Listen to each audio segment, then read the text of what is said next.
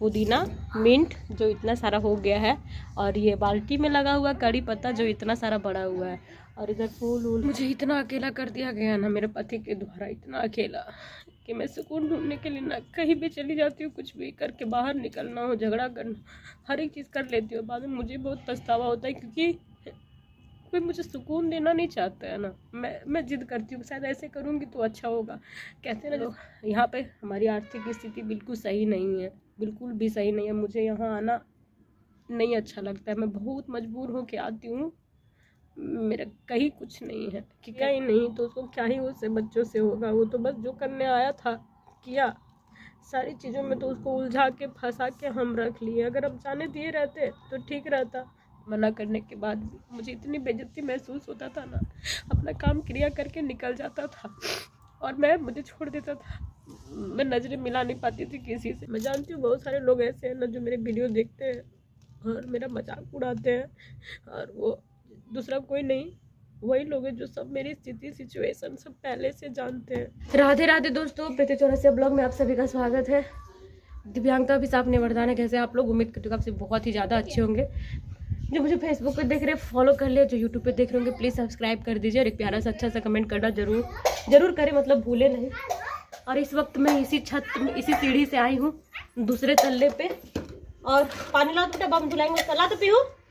और क्या ही बोले, हमको ना अपना घर बहुत याद आ रहा है। मुझे मेरे घर में बहुत सारे, मतलब अच्छा लगता है, दूसरे के घर आने में बहुत परेशानी लगता है। बाबू कर दिया पोटी, हम आ रहे थे यहाँ पे, पीहू लोग के घर में था, तो हम बोले चलो छत में जा रहे हैं तो छत ही में धुला देंगे बोल करके, अभी पोटी किया उसको, यहाँ पे बम धुलाएंगे। यहाँ पे क्या है ना कि हम देख नहीं पा रहे हैं, तो इस कारण सब जगह कहीं भी कुछ भी कर दे रहा है। मेरा छत पे आने का एक खास रीज़न है। खास रीज़न ये है कि मेरी फ्रेंड हमको फ़ोन की थी, पता नहीं क्या बोल रही थी, और नीचे बहुत ज़्यादा शोर वोर हो रहा था तो मैं बात नहीं कर पा रही थी। अब यहाँ पे फ़ोन भी लगाऊंगी।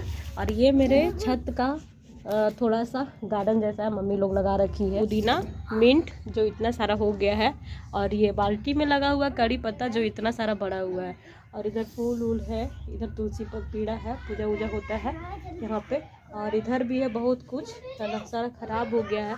मेरा तो मन कर रहा है कि सबको ठीक करने का, को खुरदने उरेदने का, लेकिन यहाँ पे किसी को उतना खास इंटरेस्ट है नहीं। ये क्या बोलते हैं, गुलाब है, जिसको अगर कटिंग कर देंगे तो बहुत अच्छा हो जाएगा, खिल जाएगा बहुत सारा, लेकिन नहीं कर सकते। और ये उड़हुल है जो बाल्टी में लगा हुआ है, लेकिन इसका ग्रोथ बहुत सारा है, देखिए चारों तरफ फैला हुआ है, और ढेर सारा कली भी आया हुआ है इतना छोटा सा में ही बस। और उधर भी है कुछ, वहाँ भी फूल लगा हुआ है, और थोड़ा बहुत सब्जी भी लगा लेती है मम्मी यही सब में। मेरे जीवन में कहीं सुकून नहीं है। मायके आई थी सुकून ढूंढने, यहाँ भी बहुत ज़्यादा हमको बेचैन ही रहना पड़ रहा है। मतलब बोले थे ना आप सबको 2 दिन ठीक है, उसके बाद मुझे बहुत अजीब लगता है, मतलब बहुत बेइज्जती, मतलब अपने आप में ऐसा लगता है ना कि मेरा ठौर ठिकाना नहीं है, बेकार बेकार टाइप से। मुझे आप सबका एक्सपीरियंस तो नहीं पता है क्योंकि आप सब भी मायके जाते होंगे, पता नहीं आप लोग को कैसा लगता है, लेकिन मेरी कहानी तो कुछ और ही है। अभी बाबू वहाँ पे पोटी किया, उसको बम धुलाए थे आप सबके सामने, एक बार और किया अभी छत में, वो भी ज़्यादा सारा किया तो उसको हम साफ़ किए फेंके।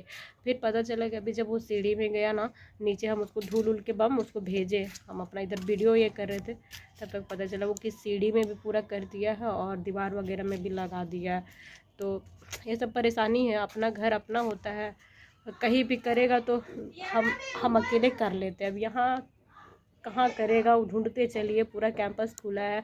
और बाथरूम क्या है कि यहाँ का थोड़ा डिफरेंट है, हमारे यहाँ का डिफरेंट है, तो हम लोग बड़े लोग हैं तो कहीं भी एडजस्ट कर लेते हैं, लेकिन बच्चे लोग को बहुत दिक्कत हो जाता है, जो एकदम ही छोटा रहता है उसको माइंड सेट करना। वो तो अभी हाल फिलहाल में बाथरूम में पोटी करना सीखा था, और यहाँ आके फिर से वो कंफ्यूज हो गया। अब मुझे लग रहा है जल्दी जल्दी होली ख़त्म हो तो मैं भागूँ एकदम, जब भाग जाऊँगी यहाँ से तो ही जाके ठीक लगेगा।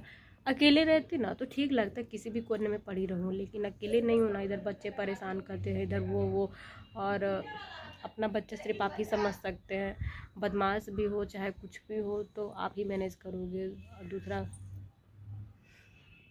रविवार है आज, कितना मैं कभी कभी सोचती हूँ ना, बहुत अजीब लगता है यही सोच के कि पता नहीं क्या लिखा था नसीब में, कि हर जगह बस मुझे ही तकलीफ होता है, हर जगह।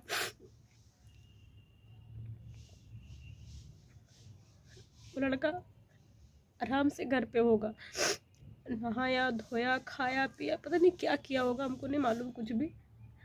लेकिन यहाँ पे बच्चों को लेके मैं परेशान हूँ। मतलब घर में भी मेरी यही स्थिति है, यहाँ पे भी सिर्फ बच्चे मेरे हैं और किसी के नहीं। जन्म देने से लेके अब तक का यही किस्सा कहानी है। दिमाग से लेके शरीर से लेके सब कुछ मुझे परेशान होना पड़ता है। पता नहीं कोई क्या करने आया था मेरे जीवन में, सिर्फ जिस्म से खेलने और कुछ नहीं।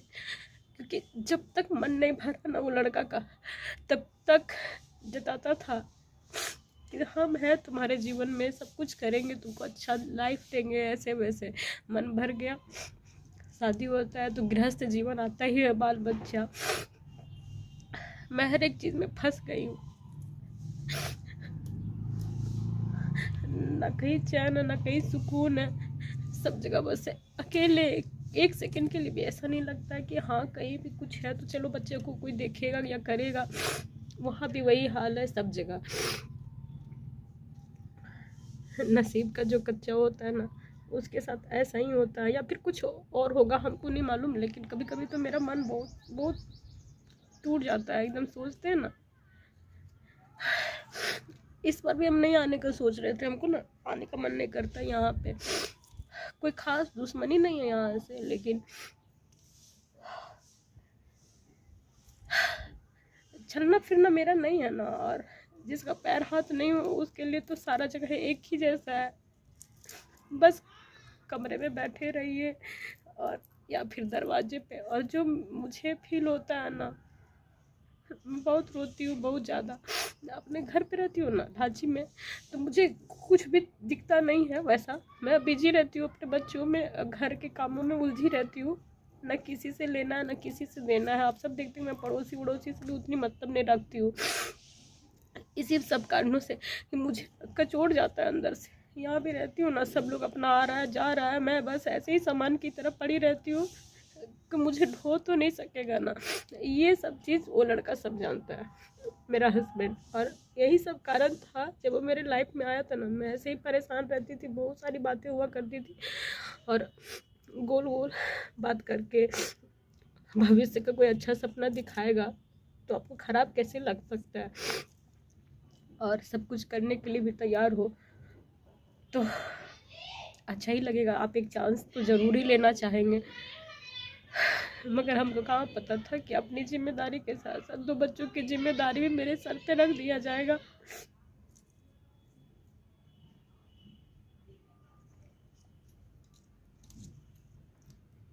मुझे इतना अकेला कर दिया गया ना मेरे पति के द्वारा, इतना अकेला कि मैं सुकून ढूंढने के लिए ना कहीं भी चली जाती हूँ, कुछ भी करके बाहर निकलना हो, झगड़ा करना, हर एक चीज़ कर लेती हूँ। बाद में मुझे बहुत पछतावा होता है क्योंकि कोई मुझे सुकून देना नहीं चाहता है ना। मैं जिद करती हूँ शायद ऐसे करूँगी तो अच्छा होगा।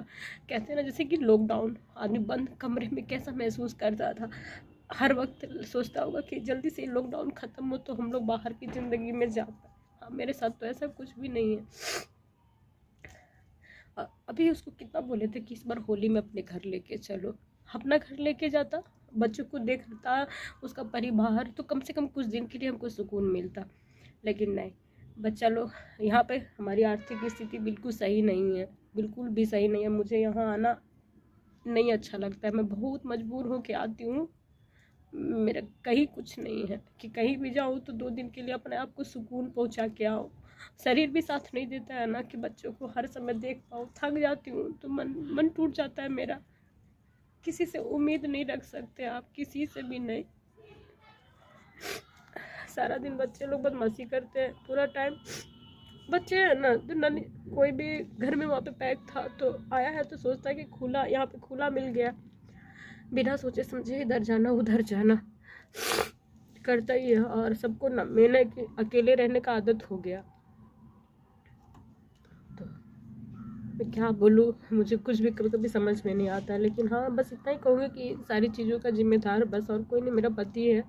अगर वो सारी चीज़ें मुझे समय पे देता, बच्चों को टाइम टू टाइम अपने घर, हमको अपने घर लेके जाता, तो हमको इतना ज़्यादा जिल्लत नहीं महसूस होता।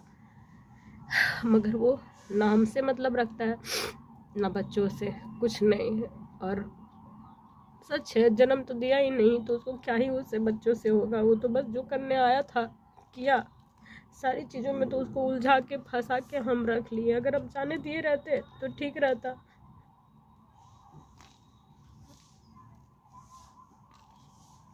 अभी तो ठीक भी है कुछ। मेरा पति इस जगह पे मेरा इतना बेइज्जती किया ना, इस घर में। 2 साल हनीमून ट्रिप पे था शादी करने के बाद। हर 15 दिन में पहुंच जाता था मेरा घर, मेरे मना करने के बाद भी। मुझे इतनी बेइज्जती महसूस होता था ना, अपना काम क्रिया करके निकल जाता था और मुझे छोड़ देता था। मैं नजरें मिला नहीं पाती थी किसी से। मेरे अपने ही घर में ना मुझसे 6-6 महीना लोग बात नहीं करते थे, देखते तक नहीं थे। ऐसा लगता था कि मैं इस घर में हूँ ही नहीं। कोई मुझे, मैं सामने बैठी रहती थी ना, तब भी इग्नोर, मुझसे कोई भी बात नहीं करता था, कोई भी नहीं। क्योंकि इस लड़का ने मुझे इतना खराब बना रखा था ना यहाँ पे। मैं मना करती थी, मत आया करो मेरे घर, हमको बहुत अच्छा नहीं लगता है। जिस दिन तुम ले जाओगे सबके सामने बता दोगे कि तुम शादी की हो, उसी दिन आना मेरा घर। मगर इतना हक अधिकार, बड़ा बड़ा बात कहता था कि तुम कैसे रहोगी त्योहार में। प्रीति ने बेबी इतना खेला ना मेरे जज्बातों के साथ कि इस जन्म में तो मैं माफ़ नहीं कर सकती उस लड़के को, कभी नहीं। आप सबको, बहुत लोगों को बहुत बुरा लगता है जब मैं उसको गालियाँ देती हूँ, बदतमीजी करती हूँ। मगर इतना सारा बात है ना जो मेरे इधर दफन करके मैंने रखा है। और जो कुछ लोग कहते हैं ना कि भूल जाता है लोग बीती हुई बात को, लेकिन जो शख्स आपको तकलीफ दिया ना, अगर सामने आ जाए ना, वो चीज़ हमेशा है आपके साथ। कभी नहीं भूलने वाली चीज़ें नहीं होती है सारी।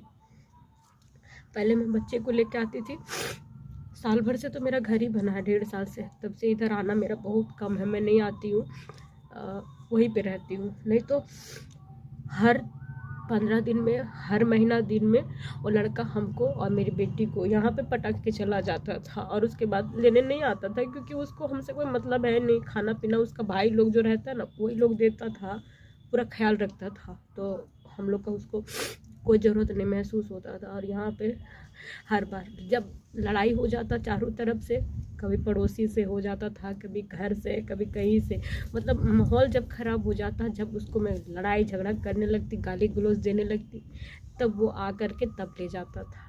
इज्जत से ना कभी हमको रहने दिया, ना इज्जत से कभी लेके गया, कभी नहीं।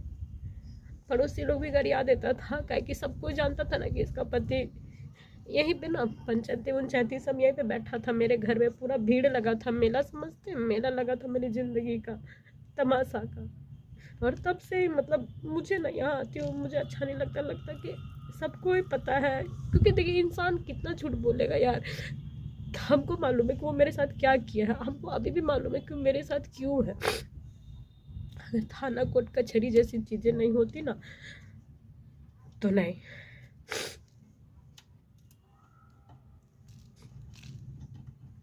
मैं जानती हूँ बहुत सारे लोग ऐसे हैं ना जो मेरे वीडियो देखते हैं और मेरा मजाक उड़ाते हैं, और वो दूसरा कोई नहीं, वही लोग हैं जो सब मेरी स्थिति, सिचुएशन सब पहले से जानते हैं।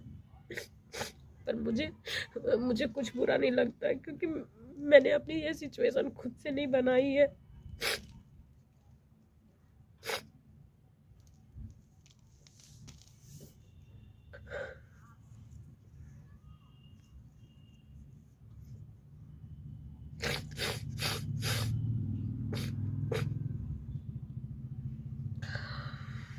अपने आप को ठीक करने के बाद मैंने बच्चे को नहला दिया, इधर पापा को नहा दी और बोली कि बैठ जाओ बेटा धूप में।